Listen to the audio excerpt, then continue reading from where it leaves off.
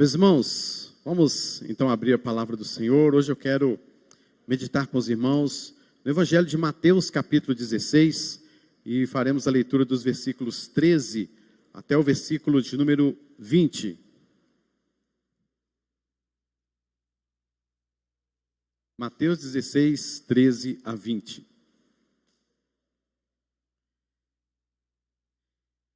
Mateus 16, 13 a 20. Diz assim a palavra do Senhor: Indo Jesus para os lados de Cesareia de Filipe, perguntou aos seus discípulos: Quem diz o povo ser o Filho do Homem? E ele lhes responderam: Uns dizem João Batista, outros Elias, outros Jeremias ou alguns dos profetas. Mas vós, continuou ele, quem dizeis que eu sou? Respondendo Simão Pedro, disse: Tu és o Cristo, o Filho do Deus vivo. Então Jesus lhe afirmou: Bem-aventurado és, Simão Bar-Jonas, porque não foi carne e sangue que tu revelaram, mas meu Pai que está nos céus. Também eu te digo que tu és Pedro, e sobre esta pedra edificarei a minha igreja, e as portas do inferno não prevalecerão contra ela. Dar-te-ei as chaves do reino dos céus, e o que ligares na terra terá sido ligado nos céus, e o que desligares na terra terá sido desligado nos céus. Então advertiu os discípulos que a ninguém dissessem ser ele o Cristo. Vamos orar. Senhor, a tua palavra foi lida, ela, Senhor, que é a tua palavra viva e eficaz, uma palavra poderosa. Nós pedimos ao Senhor, Deus, que o Senhor venha revigorar as nossas forças, falar conosco através do teu evangelho, que o Senhor venha transformar, mudar, ó Pai, quebrantar, restaurar, porque é o poder da tua palavra. E por isso, ó Deus, faça novas todas as coisas, a partir desta mensagem, em cada coração, em nome de Jesus. Amém, Senhor. Amém. Meus irmãos, o que nós vemos aqui é que Jesus Cristo estava chegando numa região chamada Cesareia de Filipe. Filipe construiu esta cidade, uma cidade que estava meio que abandonada ou destroçada, mas ele resolveu construir esta cidade em adoração ao imperador César, prestando-lhe um culto. E nesta cidade foi construído um grande templo, que foi conhecido também como um templo branco, um templo enorme pela sua pintura branca, e ali se adorava ao imperador, era um chamativo para a adoração ao imperador. E quando se chegava em Filipe de Cesareia, nessa cidade que ficou assim conhecida, havia muitas montanhas e alguns momentos você, ao adentrar a cidade, percebia várias construções fortes, muito bem edificadas, fortalezas de mansões naquela região. E foi exatamente quando Jesus estava chegando nessa cidade de tantas fortalezas, de tantas mansões, de templos feitos a um Deus humano. Jesus Cristo estava caminhando com os seus discípulos e lhes perguntou: quem diz o povo ser o Filho do Homem? Jesus Cristo tinha um propósito nesta pergunta. Jesus Cristo não queria saber se ele estava tendo um sucesso, se as coisas estavam andando bem ou só apenas por curiosidade.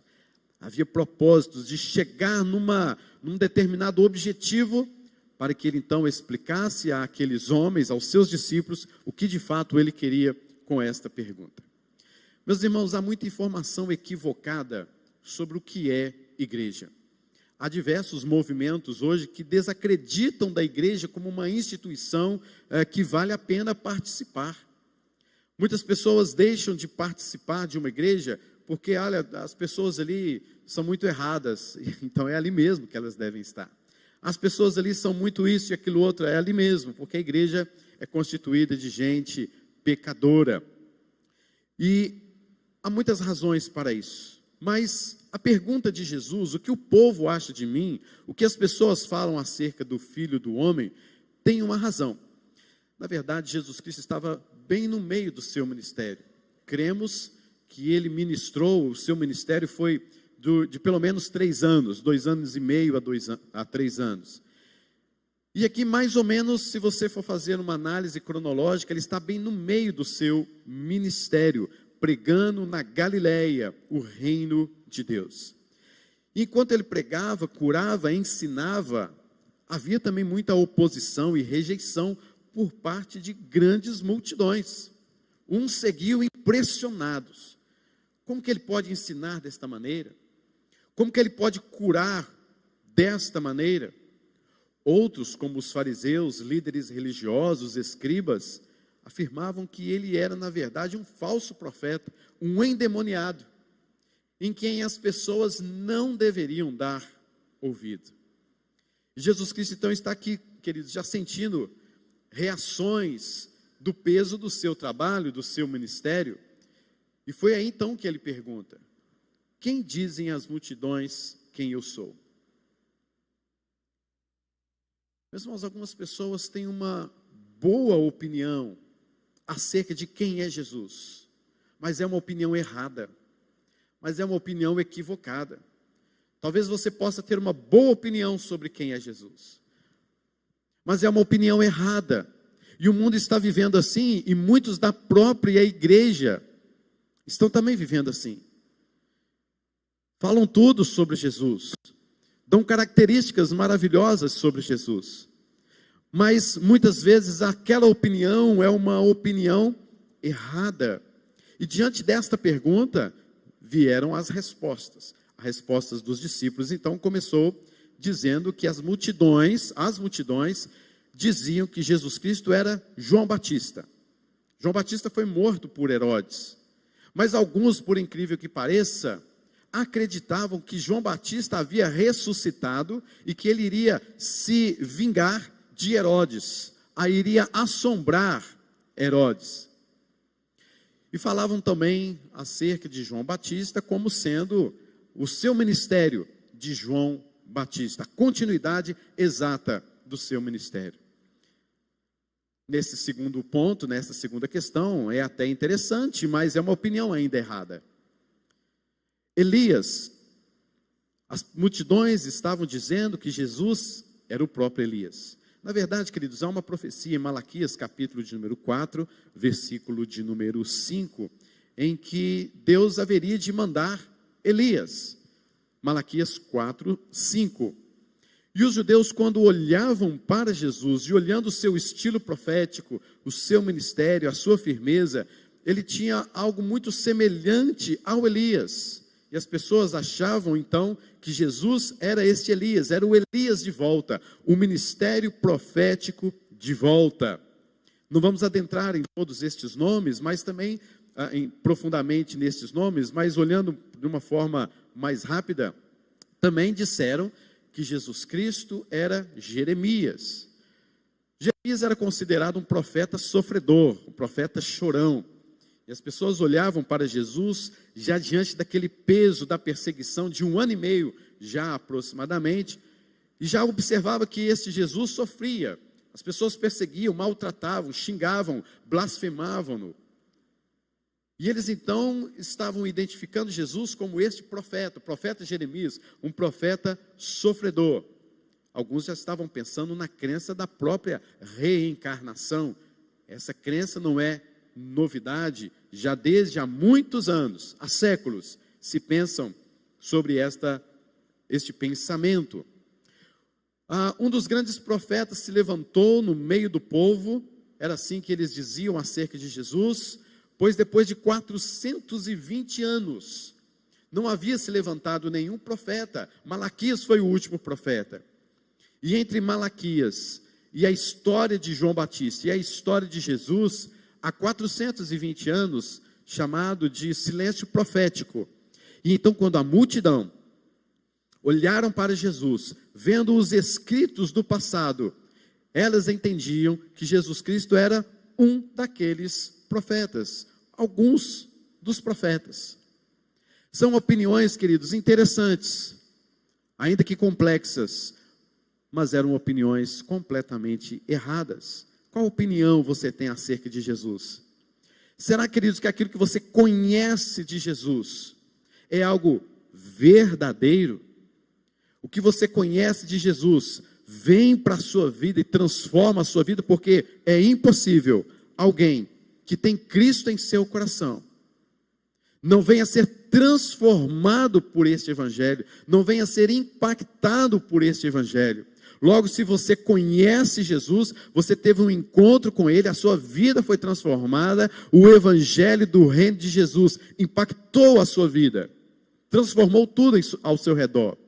Se assim não for, você tem boas opiniões acerca de Jesus, mas nada verdadeiro, nada além do que isso.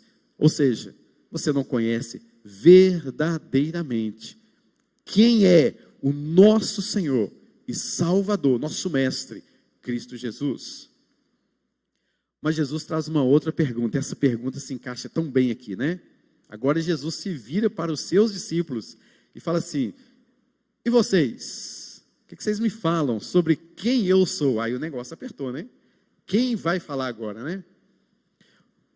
Mas não poderia ser outra pessoa, senão Pedro, né? Pedro, como toma a frente de tudo, e talvez alguns discípulos ali tiveram até um calafrio, né? Pedro vai falar, e quando Pedro fala, às vezes fala algumas besteiras. Mas Pedro, nesse instante, falou uma coisa impressionante. Pedro não deu seus palpites, baseado em suas bobiças que ele falava alguns tempos atrás, há poucos minutos, há poucos dias atrás. Mas Pedro agora, ele está falando algo que impressionou a todos, que impressionou a nós, tantos séculos depois, e que ainda permanece. Aquela verdade é tão verdadeira, que se é que podemos dizer assim, que fez parte, faz parte da igreja, o povo de Deus. Pedro disse: tu és o Cristo, o Filho do Deus vivo. Que coisa linda, que coisa maravilhosa. Pedro, este homem com o coração tão endurecido, este homem com o coração tão pesado, tão assim, ignorante, tão duro, tão grosso, tão sem educação. Este Pedro toma a palavra, toma a frente e fala assim: tu és o Cristo, o Filho do Deus vivo. Ele nem gaguejou. Alguma coisa impressionante aconteceu aqui. Há um contexto aqui que alguma coisa aconteceu, porque não é possível de Pedro sair isso da boca de Pedro. Desacredito. Não é possível uma coisa dessa. Os discípulos estavam dizendo, ou o próprio Pedro dizendo: o Senhor não é isso que o povo está dizendo, não. Nós sabemos quem é o Senhor. O Senhor é o Messias, o ungido de Deus, que veio para evangelizar os pobres, para pregar o reino de Deus, para proclamar libertação aos cativos. O Senhor é o próprio Filho de Deus. O Senhor é 100% homem. O Senhor é 100% Deus. Depois desta palavra, Jesus Cristo pronunciou uma palavra de bem-aventurança para Pedro. Ele diz assim agora, versículo 17: então Jesus lhe afirmou: bem-aventurado és, Simão Barjonas. Meus irmãos, eu estou usando óculos, mas não é porque algumas pessoas já me zoaram, falando um monte de coisa, mas tem jovem também que usa óculos, não é verdade?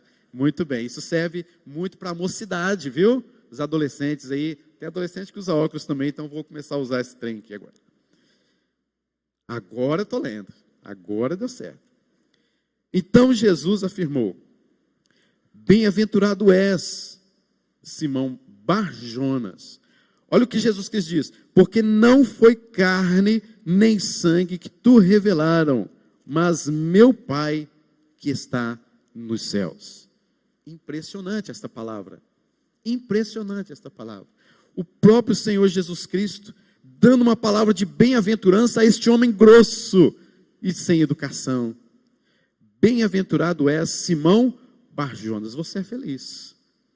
E ele escreve, e aqui Jesus Cristo fala, né? Barjonas. Bar é filho. Jonas é o nome do pai de Pedro, que aqui é um dos poucos momentos que fala sobre isso. Então, o judeu, quando se referia a alguém, colocava esta palavra, Bar José, ou seja, filho de José. E aqui Jesus Cristo está falando, você é o filho de Jonas. E Jesus Cristo está falando, você é um filho de um homem.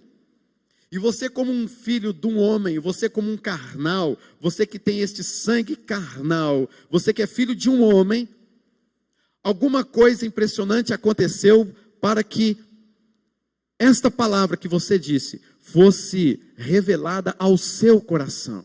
Você é um filho de um homem. Como que isso aconteceu? Você sabe, Pedro? E Jesus Cristo continua. Não foi carne nem sangue. Não vem da natureza humana. Não vem dos princípios que se comunicam por aí afora, baseado em ciências ou em filosofias. Não são em profundos estudos, até porque Pedro era um analfabeto.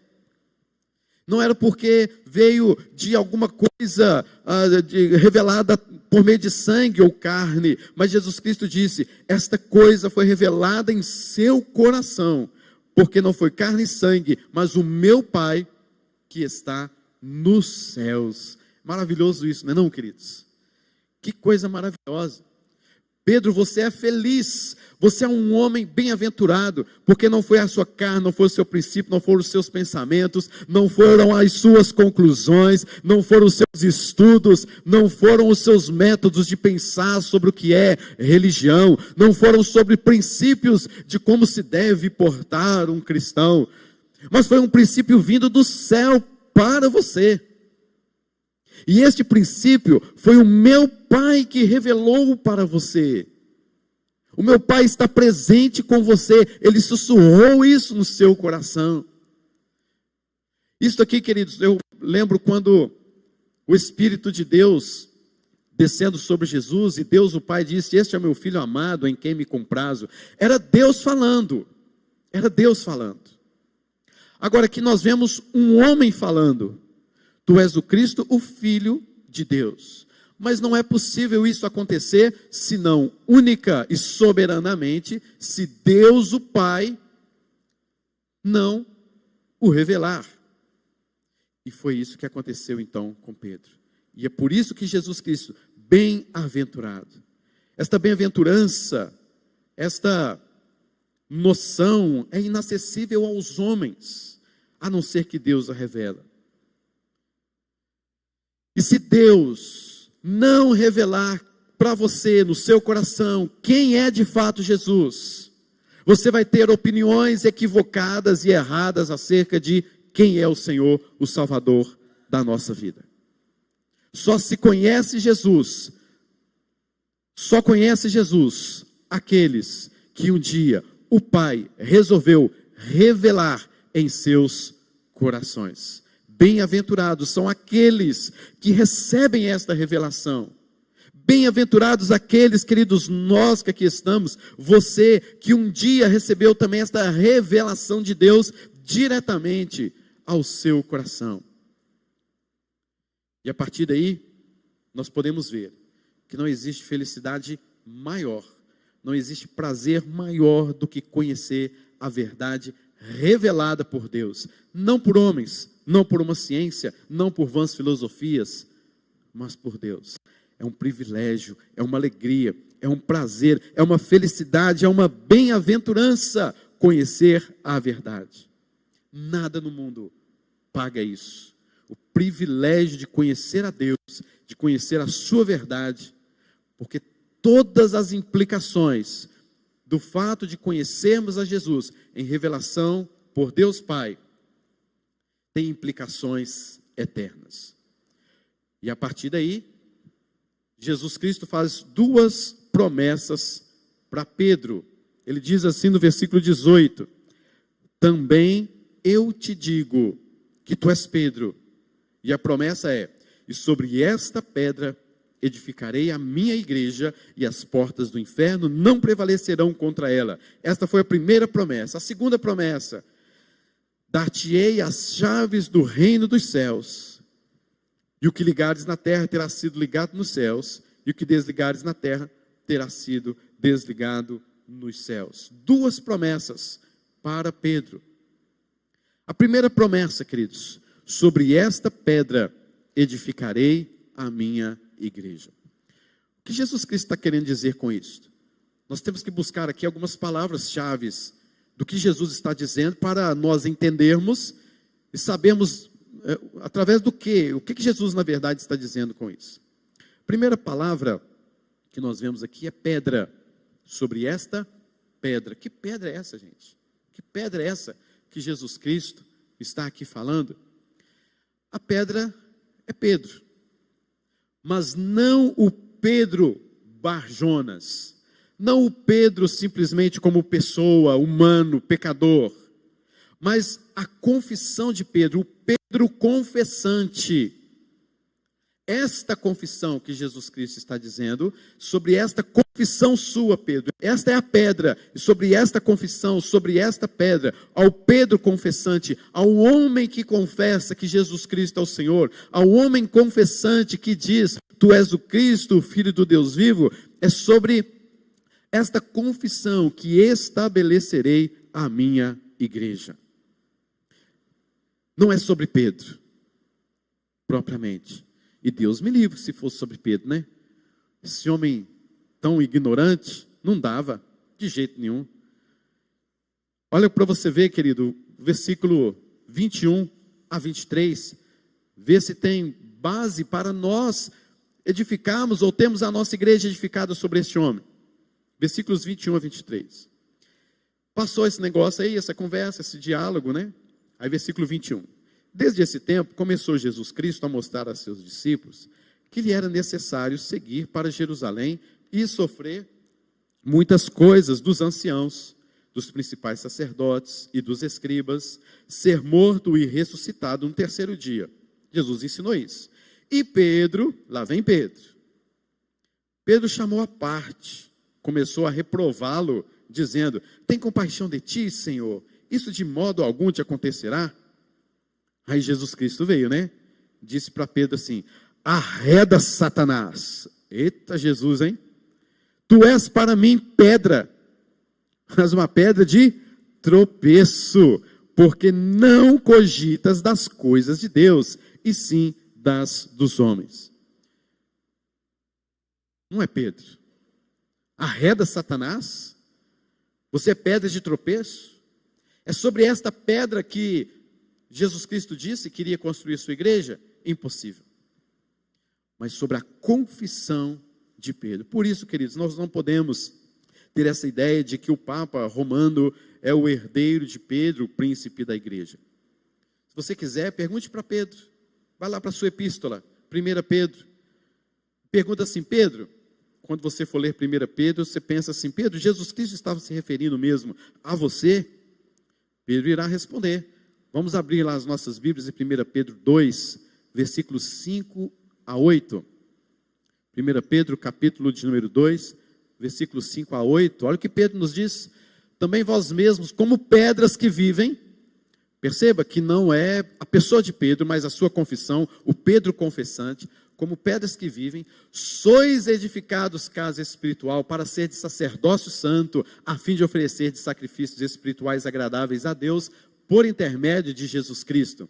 Pois isso está na Escritura, eis que ponho em Sião uma pedra angular, eleita e preciosa, e quem nela crer, não será de modo algum envergonhado. Para vós outros, portanto, os que credes, é a preciosidade, mas para os descrentes, a pedra que os construtores rejeitaram, essa veio a ser a principal pedra angular. E pedra de tropeço e rocha de ofensa, são estes os que tropeçam, olha aí, os que tropeçam na palavra, sendo desobedientes para o que também foram postos. Pedro está dizendo assim, ô gente, não fui eu não, vocês estão enganadinhos. O que eu estou querendo mostrar para vocês é que esta pedra é Jesus. E aquilo que eu confessei, são vocês mesmos, é a igreja, aquele povo que confessa que Jesus Cristo é o Filho de Deus. Então pedra, já está, essa palavra, a chave, já está clara para nós, que não é de maneira nenhuma o próprio Pedro, mas a sua confissão. Mas tem uma segunda palavra, edificarei. Antes de mostrarmos sobre esta palavra, seria melhor nós mostrarmos sobre a palavra igreja. Edificarei a minha igreja. Igreja querida, a Assembleia de Israel, já na época de Moisés, dos juízes, dos profetas, na época dos reis. A mesma palavra usada aqui, a primeira vez que aparece no Novo Testamento, esta palavra igreja, ela no original, ela é a mesma palavra do Velho Testamento em grego, quando existiam as assembleias, com Moisés, lá no Êxodo, lá em Juízes, com Josué, com os reis. Então, quando dizia que o povo iria se reunir em assembleia, então é usada a mesma palavra em grego no Velho Testamento, usada aqui também neste momento. Então perceba que já existia a igreja no Velho Testamento. A única diferença aqui agora é que Jesus Cristo está dizendo: eu edificarei a minha igreja. Um pronome possessivo faz toda a diferença aqui no texto, dizendo que ele não vai edificar mais uma igreja, ele não vai edificar alguma coisa semelhante a tal, mas Jesus Cristo está dizendo: eu vou edificar a minha igreja. Igreja, queridos, é exatamente isso aqui. Somos nós, pecadores, lavados, remidos, um povo que foi santificado, foi justificado, que pode cantar glória a Deus nas maiores alturas, que pode exaltar o Senhor por tamanha obra de salvação. Com este conhecimento, o povo de Deus, com essa revelação, sabe que Jesus Cristo é o Filho de Deus. Nós conhecemos a Jesus e nós tivemos esta revelação de Deus o Pai ao nosso coração. E por isso que ele fala: edificarei. E essa é a próxima palavra. Jesus Cristo estava dizendo: eu vou arrebanhar um povo, vou unir este povo ao redor desta verdade, desta confissão, e vou constituir este povo, vou separar este povo daqueles que não conhecem esta verdade, daqueles que têm boa opinião sobre mim, mas que são opiniões erradas. Eu vou separar este povo a quem Deus revelou-se e me revelou sobre quem eu sou, este povo que conheceu esta verdade, e eu vou juntar esse povo, eu vou unir esse povo, em todo lugar, em todo mundo, em todas as épocas, em todas as culturas, em todas as tribos, em todas as línguas, povos e nações. É maravilhoso isso, não é não, queridos? É muito lindo esta teologia da igreja edificada por Jesus. E os que então conhecem esta verdade, formam a igreja de Cristo. E ele vai edificá-la à medida que chama essas pessoas, constituindo num povo e separá-los para a sua glória. Outra questão importante: as portas do inferno. Meus irmãos, eu sei que há o que nós chamamos de senso comum, que quando nós lemos um texto, todo mundo pensa assim, e é aquilo mesmo, e está aqui nas portas do inferno e tal. Mas o que são essas portas do inferno? Meus irmãos, quando vemos esta palavra, portas do inferno, geralmente vem aquela noção de ataque de Satanás, todos os demônios contra a igreja, o inferno se colocando contra a igreja, e a igreja se defendendo, a igreja se atacando, uma guerra espiritual, mas não é bem assim que este texto, neste contexto, está nos ensinando. O que o texto está nos mostrando não é simplesmente um ataque de Satanás, a defesa da igreja, o ataque da igreja aos demônios, a Satanás, que vai vir com todo o seu inferno. A palavra inferno aqui é a palavra Hades. Hades era um deus dos mortos. Era um deus do mundo interior, do mundo do centro da terra, como era do conhecimento dos judeus, daquela circunvizinhança, daquele lugar.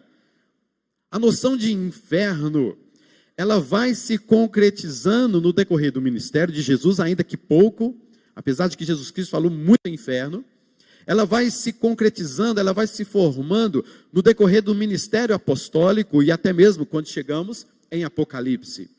Então, quando Jesus disse aqui, as portas do inferno, ainda tinham não esse conhecimento que nós temos hoje acerca do inferno, mas acerca de que o Deus da morte.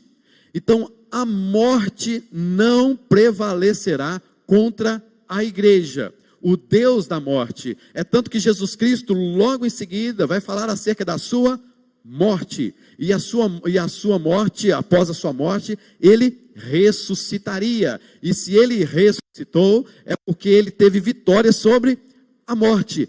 E todos aqueles que conheceram a verdade, as portas do Hades, a porta do inferno, a porta da morte, não terá domínio sobre a igreja. Meus irmãos, a boa notícia do Evangelho para você é essa: a morte não tem domínio sobre nós, ela não prevalecerá sobre a igreja, sobre aqueles que conhecem a Cristo Jesus, sobre aqueles que conhecem a verdade em Cristo Jesus. Nós não passaremos pelo inferno, nós não passaremos pela morte, porque ela foi vencida em Cristo Jesus, na ressurreição.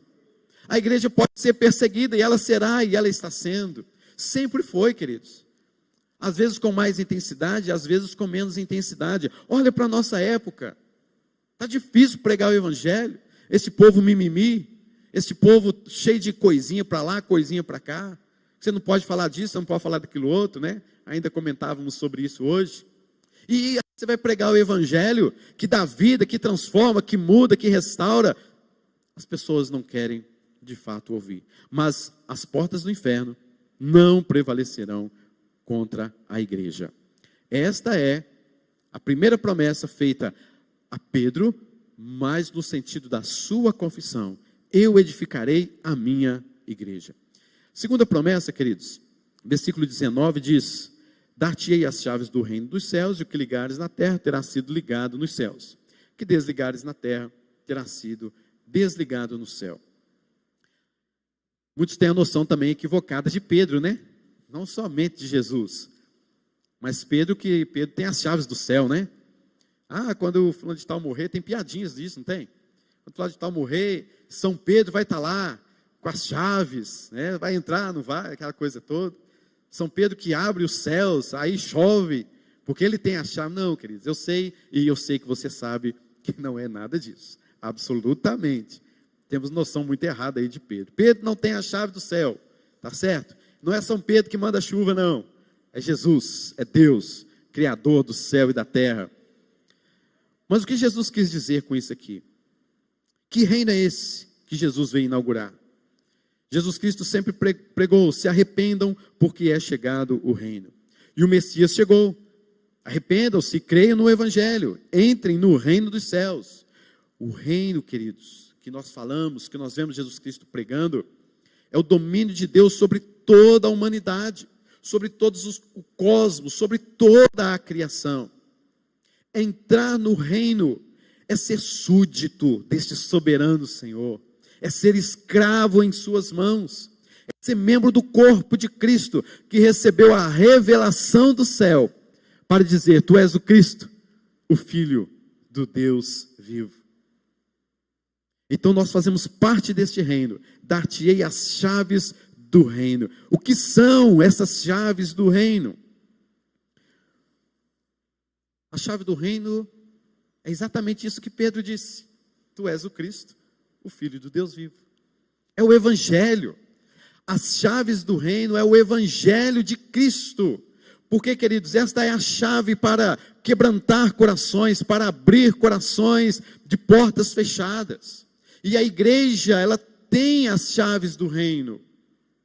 A igreja, ela tem as chaves que vai abrir os corações. E Deus deu este dom, este presente, esta promessa para Pedro e também para os seus apóstolos, que nós vamos ver mais à frente, no próprio livro de Mateus, que Jesus também fala esta palavra, esta mesma palavra também para todos os apóstolos, que ele dará a chave do reino. Mas a gente tem que ver, nós precisamos de perceber que o ministério de Jesus estava acontecendo, e então ele ainda não deu esta chave. É tanto que você pode perceber no versículo número 20, então advertiu aos discípulos de que a ninguém dissessem ser ele o Cristo. O que Jesus Cristo estava dizendo é o seguinte: vocês ainda não têm essa chave, então vocês não vão agora já, desde já, ficar abrindo, não. Espera. Aí Jesus Cristo morreu, ressuscitou, concluiu o seu plano de salvação, está consumado, e disse certa vez, quando ele estava indo em ascensão: vocês não vão sair de Jerusalém, vocês vão ficar até que do alto vocês sejam revestidos de poder. Em outras palavras que podemos dizer aqui no contexto de teologia da igreja, Jesus Cristo estava dizendo assim: vocês vão permanecer em Jerusalém até que do alto sejam revestidos de poder, e aí o Espírito Santo de Deus vai lhes dar esta chave. E vocês vão pregar em Jerusalém, Judéia e Samaria e até os confins da terra. Aí é nesse instante que a chave vai ser entregue para vocês. Mas por enquanto, façam nada não. Deixa quietinho do jeito que está. Mas só para vocês ficarem sabendo. E assim fez. Dar-te-ei as chaves do reino. E queridos, para as multidões tinham seus corações fechados para o reino de Deus. E Pedro usou esta chave a primeira vez. Sabe onde foi? Em Atos capítulo de número 2. Primeira vez que Pedro pegou essa chave e abriu as portas do reino de Deus, o evangelho sendo pregado para toda a criatura, o evangelho sendo pregado para todas as pessoas em todos os cantos do mundo. E aí a igreja tomou posse mesmo desta chave, e estas chaves começaram a abrir portas em igrejas aqui, em acolá. Deus chama o apóstolo Paulo, e o apóstolo Paulo vai para diversas cidades, vai para a Ásia Menor, para a Galácia, e missionários saem dali, vai para a Espanha. E no decorrer do tempo, estas chaves, há outras pessoas também que fazem parte do reino de Deus, que um dia receberam a revelação que veio do Pai. Essas pessoas também tomaram posse dessas chaves e foram para os Estados Unidos, vieram para o Brasil, vieram em Aracaju e aqui estamos. A chave do Senhor está aqui, queridos. E nós precisamos de o quê? Abrir as portas. Nós precisamos de pregar o evangelho. O que Jesus Cristo também estava dizendo aqui, queridos, é que quando o evangelho é pecado, a pessoa crê e os seus pecados serão desligados. Quando o evangelho chega, quando a chave chega, os pecados das pessoas ali que receberam esta revelação de Deus são desligados. Mas há aqueles que nós vamos usar esta chave, nós vamos pregar o evangelho, nós vamos falar que Jesus Cristo é o Filho de Deus, mas há corações que ficarão ainda endurecidos. Essas pessoas ainda estão ligadas aos seus pecados. E é isso que está escrito neste versículo. Tudo que vocês ligarem, serão ligados. O que vocês desligarem, serão desligados. Vocês vão pregar o evangelho, algumas pessoas vão se desligar dos seus pecados. Vocês vão pregar o evangelho com esta chave, mas as pessoas continuarão ligadas ainda com os seus pecados. O exemplo desta questão de chaves do reino, depois você pode ler em Isaías 22, versículos 20 e 22. Lá nos dá um exemplo bem prático sobre a questão das chaves do reino. Nós não vamos ler agora. Mas podemos concluir, queridos, que quem tem o poder da chave não é Pedro, mas a igreja de Cristo. Quando ela prega o evangelho, ela abre o reino dos céus, ou fecha, ela liga ou desliga. E o evangelho está sendo pregado, e as pessoas estão sendo conscientizadas, mudando, sendo transformadas por este evangelho. Meus irmãos, coisa maravilhosa, né?